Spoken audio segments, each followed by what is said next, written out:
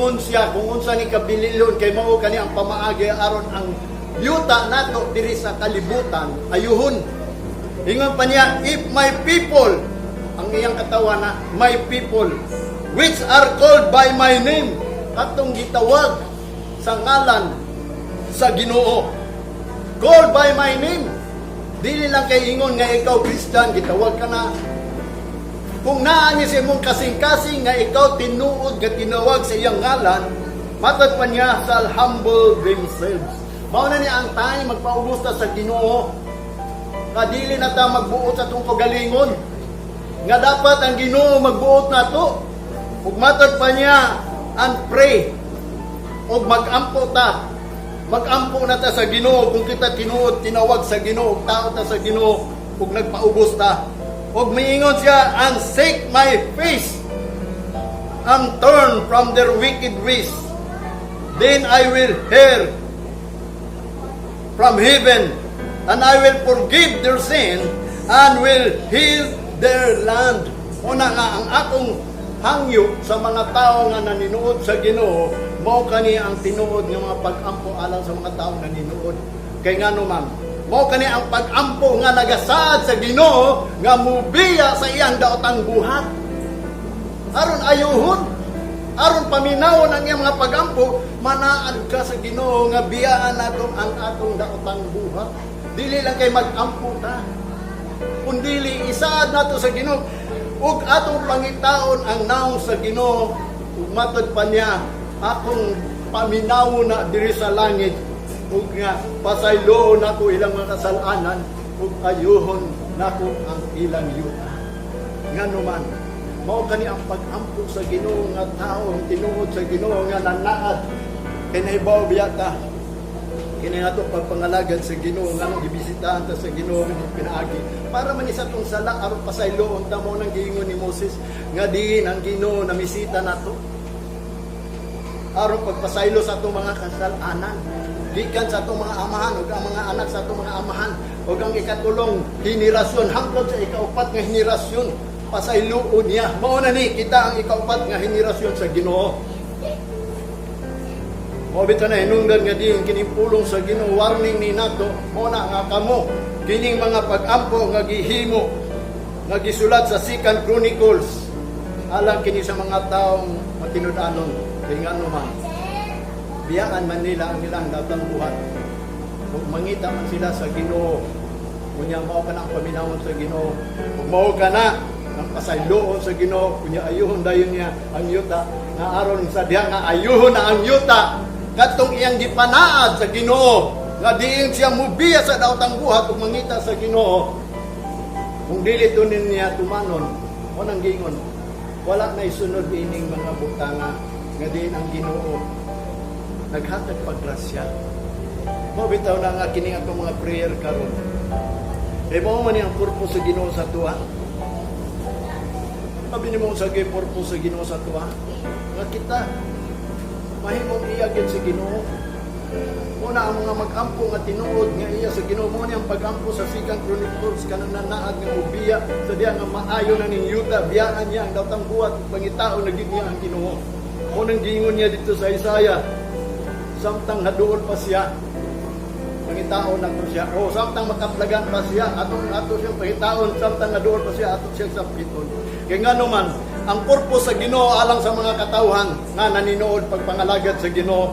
Ingon pa ni Apostol Pablo sa Roma chapter 9 verse 11, for the children being not yet born, neither having done any good or evil, that the purpose of God according to the election might stand, but of works, not of works, but of him that calleth.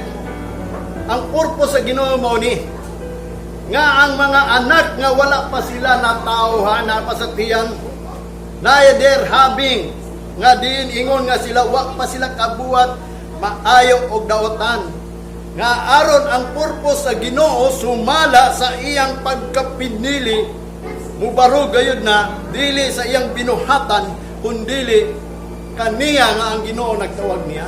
Kung mutuo ka nga ikaw tinawag sa Ginoo, ang purpose niya kanang imong pagkapinili mubaro gyud ang karon. kung tinuod ka nga ikaw iya sa Ginoo. Barog karon, pagpaubos, pagampo, ug sa ari ang Ginoo, biyaan na nimo ang datang buhat. Ug pangitao na nimo ang Ginoo, aron ayuhon ta sa Ginoo karon. Wala ta nagsalig sa mga butang na din, aduna pa'y makaimbinto kung vaccine. Pero atong yampo, wala ka balok ang Ginoo maghatag og usa ka tawo nga maalamon aron lang mo paggang ining nahitabo na to apan kita giwarningan na sa Ginoo. Sa unsa mang paagi ang Ginoo mo ayo ini, basta kita giwarningan sa Ginoo. Mobitan nang ningon siya sa Roma chapter 11 verse 5. Even so then, at this present time, also there is a remnant according to the election of grace. Muna kong gingon sa inyo, ang grace sa Ginoo, ang iyahang gitawag og dispensation, which is the meaning of ang iyahang pag-arrange. Kaya meaning sa dispensation, pag-arrange o pag-manage, taas na kayo. Mabitaw na nga adunay mga remnant according to the election of grace.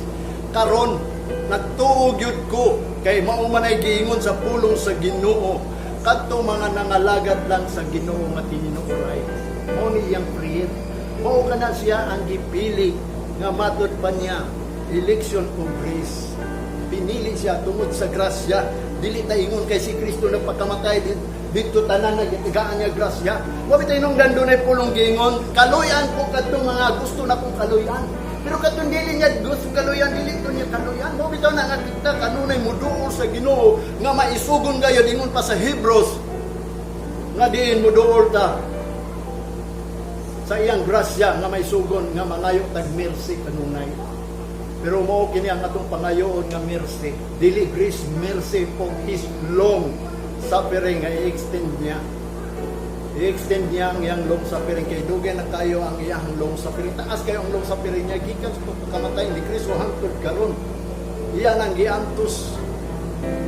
Ang mercy, ang love na nato diri gihatag niya. Taas na kayo ang pagamtos. Mo bitaw nang mingon ko karon, mo kani ang grace period. Mo kani ang giwining sa period nga limit. Mo na ang boundary sa iyang grasya. Kundi atong pangayoon na lang ang extension of His long suffering nga giingon sa 2 Peter. Sa gikaingon ko na kaninyo, ang mga tao miingon nga ang Ginoo daw langayan. Dili langayan ang Ginoo sama sa ilang gingon, kundi siya naghatag lag time. Naganto siya sa makadiyot aron di siya gusto nga ang tao malaglag. Kundi makabaton og paghinulsol. Kay ang iyang long suffering yung sa 2 Peter, mao na atong kaluwasan. Mao na usa na kabutan atong pangayon nga i-extend niya ang iyang long suffering, nga iyang giingon nga siya puno sa long suffering, puno sa grasya, puno sa mahigugmaong kalulod, puno sa goodness. Mao na atong pangayon, dili lang kay ang goodness niya, dili lang ang iyang gracious, kundi ang iyang long suffering nga i-extend niya. Mabitay nungdan kita karon gipainumduman niya. Muna yung gingon sa 2 Peter chapter 1 verse 10. Wherefore, the rather, brethren, give diligence to make your calling and election sure, for if you do these things, you will never fall. Dili ka mahulog, matagak. Kasi gingon niya dito sa Hebrews 10:31. It is a fearful thing to fall into the hands of the living God. Fearful things to fall. Usa ka makalilisan nga ang tao mahulog sa kamot sa Dios. O bitaw na nga ang iyang saad karon piliun o paningkamutan nato. Give diligence to make your calling and election sure. Ipasiguro yun na. Yung na Ginoo tinuod yun ko nga ako imong pinili mo na hinungdan na naad ko nimo nga mubiya na ko kay ngano man last warning naman sa Ginoo. Unya labaw sa tanan, this is a grace period, this is the final.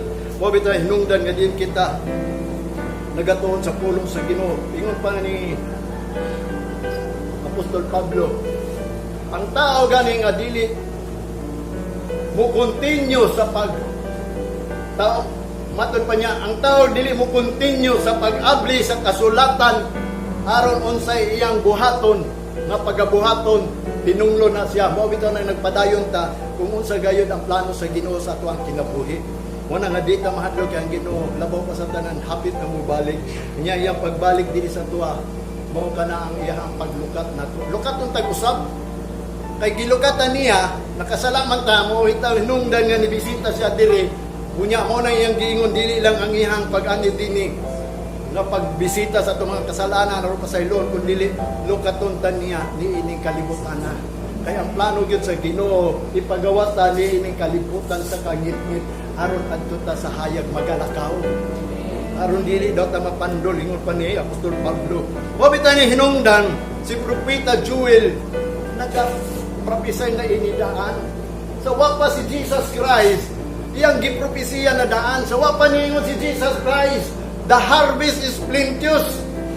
Nagwali na daan, nagprophesy na daan si Propeta Daniel. Matod pa niya dito, si Joel.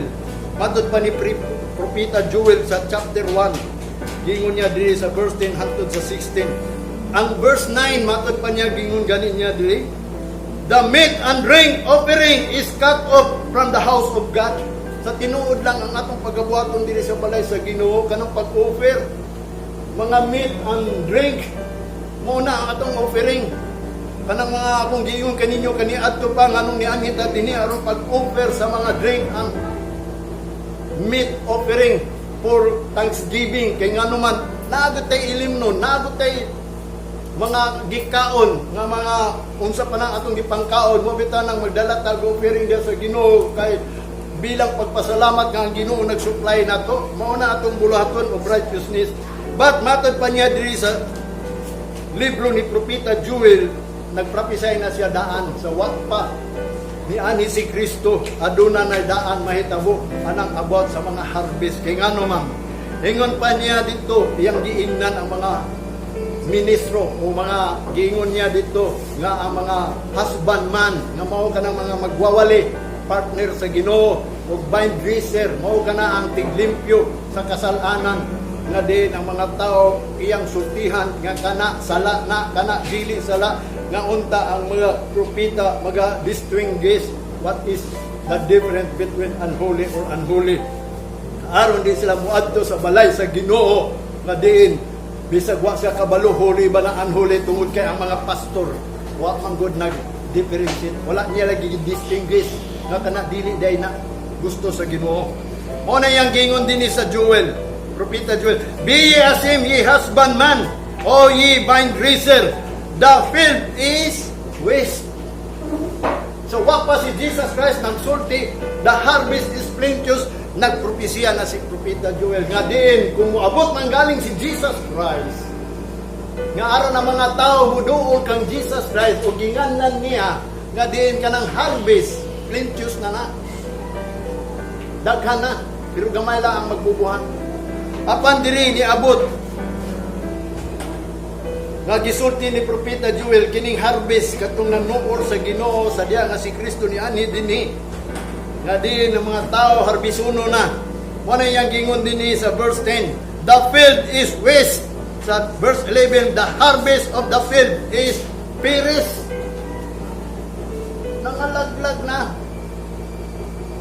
ang mga harvest latod pakasulti karong panahon na mo bitaw hinungdan katulang nahibilin katong remnant lang nga matod pa niya dinhi sa verse 12 sa ni Propeta Joel all the trees of the field is perished katong mga kahoy diri sa kaumahan o kabukiran matod pa niya nangalaglag na matod pa sa verse 13 the meat and the drink offering is withhold from the house of your God.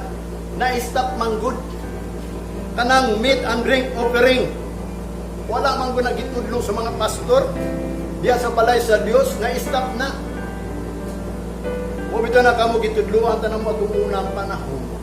Nga kung muanhita dinhi, ang atong pag-anhid ri mag-offer ta og meat and drink offering which is nga kana ang Ginoo nag-supply nimo unang tatagan nimong pudya og pagpasalamat.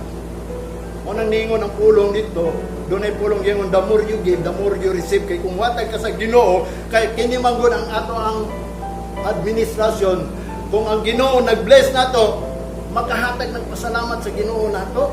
Mao ni ang atong buluhaton jud. Uldo ka mo na ipaw na ana. Mao kanian nakat-op. Matod pa niya sa verse 14. Mo na hinungdan siya naghangyo papag-usab. Aduna siya gihangyo. Matod pa niya, sanctify ye a fast. Balaanan ninyo kini mga pagpuasa. Call a solemn assembly and cry unto the Lord. Mo ni ang giingon ni Propeta Joel kung mahitabok man gyud ni. Aron dili ta mga laos, aron di na mga laos. Atong himuon nga din magtawag na ta, magbalaan ta sa atong pagpuasa. Kani pagpuasa mo ni pagsimba. Wala na sila kabalo kung unsa nang meaning sa puasa. Ang fasting kanong mo nang pagsimba kay mo ato ganita sa simbahan dili ni nagahisgot about sa pagkaon sa atong lawas material kun dili mahitungod di sa pagkaon sa pulong sa Ginoo. Mo bitaw na ang fasting, ang meaning sa fasting to abstain, ang pagbiya niining mga pagkaon ni kalibutana kay nga naman ni ata sa adlaw sa Ginoo. Mo nang balaanon nato ni pagpuasa, kanang pagpuasa nato mo nang pagsimba. Ngadin, hinungdan nga din ang mga tao wa kasabot kung sa puasa. Although wa makumingon kanila nga wa sila kasabot, pero naisulat na nga. Muna akong giingon kaninyo kaniadto pa. Wa ta ni anhid dinhi aron mga unta o mga pagkaon atong palabihon. Mahalagot mo ta basta makakaon ta sa pulong sa Ginoo diri. Muna yang giingon dili yung kapagagot mo hangtod sa hangtod kung makainom ka sa tubig sa Ginoo dili ka na tagauhawon may tungod dinhi pulong sa Ginoo. Sa verse 15 matod pa niya, for the day of the Lord is at hand. Kaya ang adlaw sa Ginoo mao na ni niabot na naana and as a distraction from the Almighty. Ingon usab na nga diin mao kana ang kalaglagan nga buhaton sa atong kahitasan. Ang adlaw sa Ginoo naana adlaw na sa kalaglagan sa mga tao kung dili sila maminaw laglag na gyud. Mao bitaw ni nga naghangyo sa Propeta Joel nga diin, sanctify a fast. Call a solemn assembly. Muna kay ngano man ang distraction from the Almighty shall it come. Moabot naman good. Muna giingon sa verse 16, is not meat and drink cut off in our eyes, joy and gladness from the house of our Lord God. Kanang meat and drink, although naghatag ta na, pero ang tanan mga tao nga naghatag na, why kalipay? Why kasadya nga mo adto sa balay, although nagdalaan ng meat and offering, although kung ang mga tao nagbuhat na, nag-offer sila, dapat doon na tayo kalipay. Kinsa may nagbuhat sa kalipay nga din, kumuha siya sa balay sa Ginoo. Si David, ningon siya, I was glad when they said unto me, let us go into the house of the Lord. O bitaw na himuon nato ning kalipayan. Manang giingon ni Isaiah sa 58, chapter 58, verse 13 and 14. Nga din himuon nato ni adlaw sa Ginoo nga kalipayan nato nga malipay ta nga niata sa balay sa Ginoo.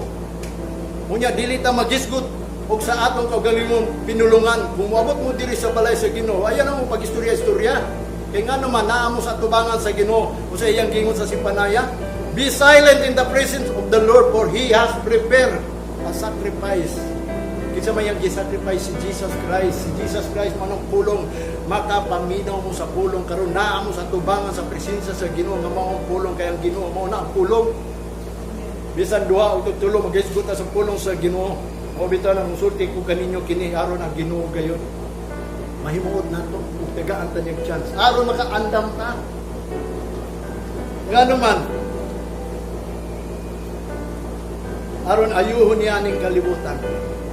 Kaniadto sa Jeremiah 33 chapter 6 verse 11. So wa pa si Jesus Christ, nagprophecy ni si Jeremiah mahitungod kang Jesus Christ.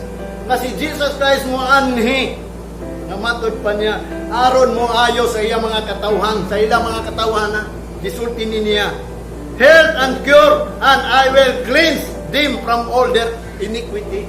Mao na ang giingon ni Isaiah nga diin ang Ginoo ipadala niya kadtong anak niya nga diin mao katuhang mag-ayo ug mag-ayo sa mga balatian nga diin kanang dili maayo kun dili ang Ginoo muayo anang dili maayo kay dili na maayo sa tao pero ang Ginoo muayo ana unya limpyuhan ang atong tanan mga kadautan sa pagpangalagad sa Ginoo dili nang dautan sa kalibutan dili na imong pagbiya og bisyo kun dili kini meaning nga iniquity kanang atong gipangbuhat at tubangan sa Ginoo nga gitransgress nato ang balaod sa Ginoo mo bitaw hinungdan ingon siya sin is the transgression of law ang tanan nakasala kadtong mga tao nga nangalagad sa Ginoo nga wala nila buhata ang righteousness mo bitaw na hinitag na atong paningkamutan nga ang Ginoo gayud maghatag natong chance.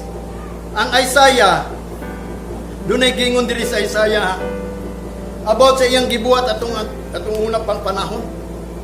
Nga din kita baliwala lang nato, which is mao na gyud unta ning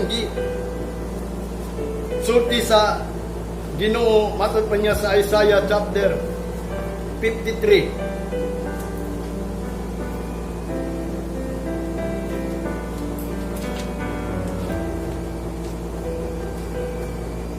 Ingon pa niya diri sa 1. Isaiah chapter 53 verse 1 to 4. Who hath believed our report? Ingon ni Isaiah. Kinsa may mutuo sa among gi-report, giwali? And to whom is the arm of the Lord revealed? O kanila nga ang kamot sa Ginoo gipadayag. For he shall grow up before him as a tender plant and as a root out of a dry ground. He hath no form nor comeliness, and when he shall see him, there is no beauty that we should desire him. Mo nang ningon si Isaiah, kinsa may buto niya mong gi-report. Abi na mo sa gi-report ni Isaiah, giwali niya kining pag-abot ni Jesus Christ.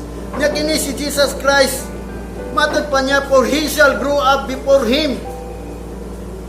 Siya mutubo diya sa tubangan niya as a tender plant. Usa ka tanong nga bagpo lang ba si Jesus Christ mo na hinungdan wa siya tuhuy kay ang mga pariseo mga eskriba niingon siya asa man ni gikan ning tawhanan ni nga wa man ni nag-eskwela gani mo nang wa siya tuhuy kay ngano man giprapisi ni Isaiah kinsa may mutuo sa report nga giprapisi ni Isaiah kay ngano man si Jesus Christ is a tender plant and as a root out of a dry ground. Ingon nga siya gamot sa mga naugang nga mga yuta. Murag baliwala nila si Jesus Christ kaya asa man na tao si Jesus Christ. He that matod pa niya, he hath no form nor comeliness. Wala siya porma, no matod pa niya. And when we shall see him, ug sa diya makita nato siya, there is no beauty that we should desire him. Wala gyud katahon nga di ato yung dawaton daw kuno kining anak sa Ginoo. Mo nang nahitabo gilansang nila kay ngano man wala sila ma-desire kang Jesus Christ. Mo nang prophecy niya. Matod pa sa verse 3, he is despised and rejected of men. Siya gipasipad-an o gi-reject pagid sa mga tao. Tinuod man na, di ba? A man of sorrows. Si Jesus Christ ang tao sa kagulanan.